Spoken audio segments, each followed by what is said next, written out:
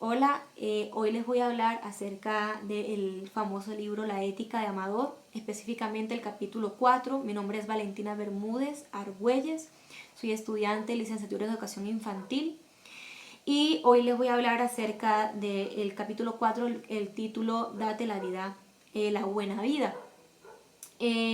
Bueno, en este capítulo podemos identificar el objetivo de la ética como tal, que es reflexionar frente a nuestros actos al darnos una buena vida.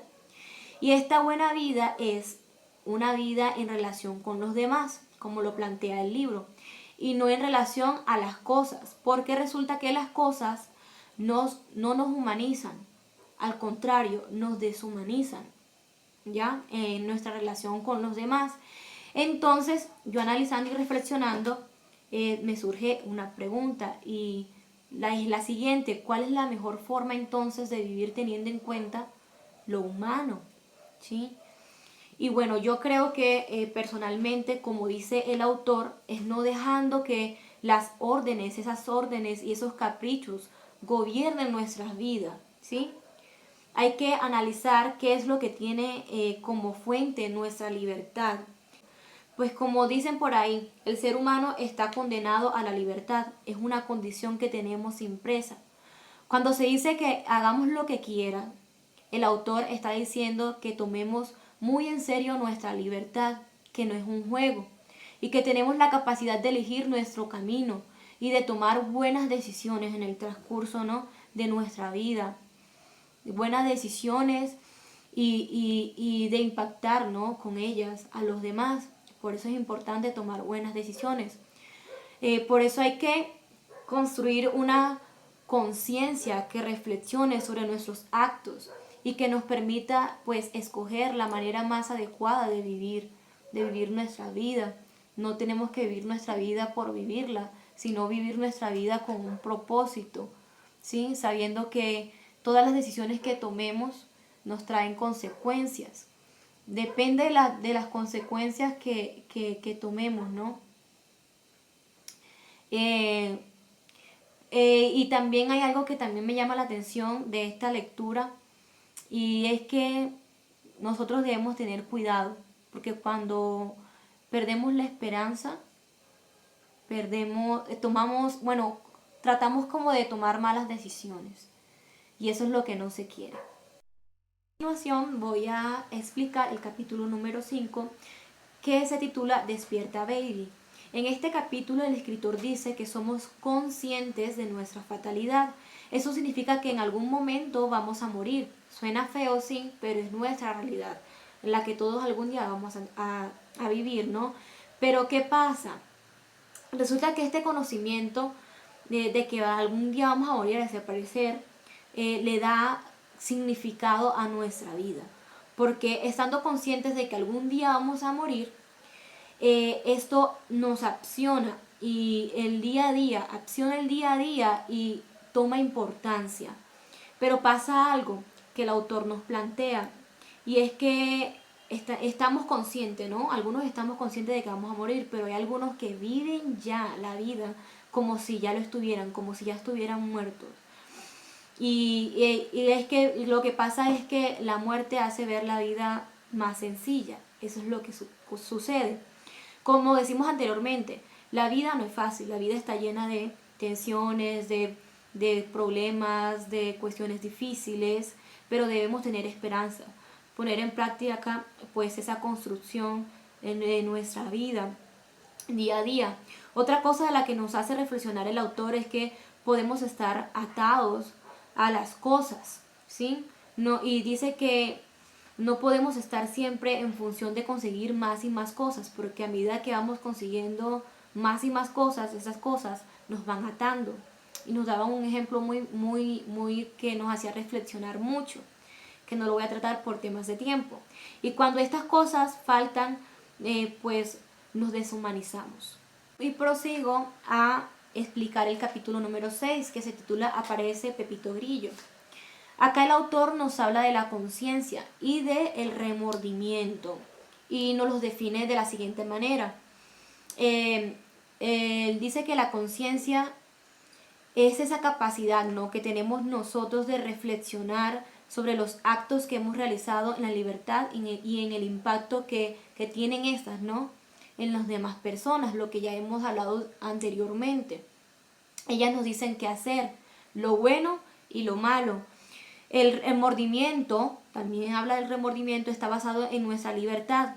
Nuestra libertad nos permite tomar decisiones correctas en el momento adecuado, ¿sí? De eso se trata, de que tomemos esas decisiones correctas. Y que tenemos una gran responsabilidad en nuestras manos, ¿sí? Entonces, el autor más adelante también nos habla o nos menciona algunas personas que él las llama imbéciles. Y que imbécil en griego significa básculo. Él dice que hay varias clases o tipos de personas imbéciles. Y específicamente 6 y da las características de cada una de ellas. Y la primera es que esta persona cree que no quiere nada y todo le da igual. Son este tipo de personas que van por la vida sin ninguna meta, objetivo, sueño. El autor también pues dice que estas personas necesitan un bastón porque no pueden manejar bien su libertad. Todo lo que hacen, ellos necesitan aclarar, definir, necesitan ayudas de otras personas, no lo pueden hacer de manera individual. Hola profesora, mi nombre es Ana María Reyes Sarmiento y pues yo le voy a hablar de los 3 últimos temas del libro. Voy a comenzar con Ponte en su lugar. El escritor narraba la historia de un náufrago. Bueno, este náufrago, él al comienzo intentaba cómo sobrevivir, o sea, cómo alimentarse, cómo vestirse y pues cómo tener un techo en las noches cuando todo era muy peligroso. Hasta que una tarde vio en la arena huellas de una persona, al parecer un humano, y pues él se empezó a partir a la cabeza porque decía, de pronto me van a salvar, son rescatistas, o de pronto puede ser un caníbal y va a terminar con mi vida. Él todo el tiempo solo pensaba y se partirá a la cabeza sobre quién era esa persona, quién era. Y pues este tema como tal quiere que nos pongamos en el lugar de la otra persona, sin importar cómo sea la persona, sin importar cuánta maldad o cuánto bien ha hecho esa persona en la tierra, sin importar que sea un asesino o sin importar que sea la persona más famosa del mundo, sin importar que sea un cura, sin importar que sea un actor, bueno, sin importar nada. Hay que ponernos en el lugar de la otra persona y pues ser más flexibles a por qué esa persona ha hecho esas acciones en su vida. No tenemos que señalarlos, no tenemos que criticarlos porque todos nosotros somos diferentes y cada uno vive su vida diferente, tiene sus problemas, tiene sus cosas en la vida. Entonces el escritor quiere que nos pongamos en el lugar del otro y pues pensemos, o sea, solo analicemos sin señalar, sin criticar. Eso será como lo que él quiere dejar más claro sobre este tema. El segundo tema del que voy a hablar es tanto gusto.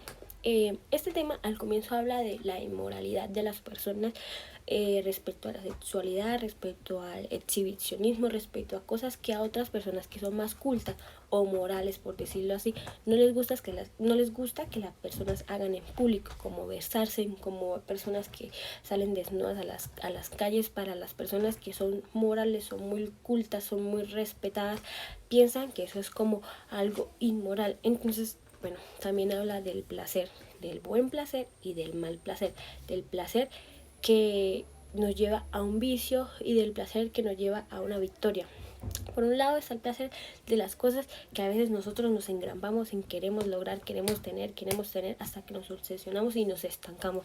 Y por otro lado está el placer de una meta que queremos lograr para nosotros desarrollarnos o crecer. Entonces se dice que el enemigo del placer o el contrario del placer es la alegría. Ya cuando uno es alegre, cuando uno es feliz, no tiene la necesidad de engramparse con algo.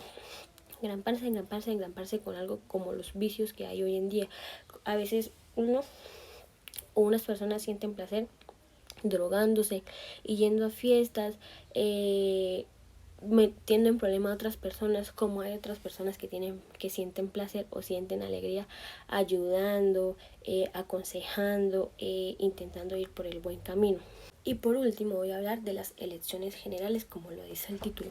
Bueno, acá el escritor relata de que a los políticos lo tienen como en un mito de que son personas inescrúpulas, son personas malas, son personas que roban a la gente, que engañan a la gente, que traicionan. Bueno, todo esto se volvió esta teoría por los chismes de la gente. Así como hablan de los políticos, un carpintero puede ser igual a la teoría que tienen los políticos. Un profesional, un profesor, hasta un vendedor, bueno, cualquier persona dependiendo de lo que la otra persona diga. Entonces aquí donde se habla de los políticos, de las buenas acciones de los políticos, no de las malas acciones o de los chismes de las personas. Como por ejemplo, los políticos buscan por medio de reglas mejorar el país, muy parecido con la ética. La ética busca que uno mejore individualmente por medio de sus buenas acciones. También habla de la libertad que pueden tener las personas por medio de que hagan buenos actos o buenas acciones.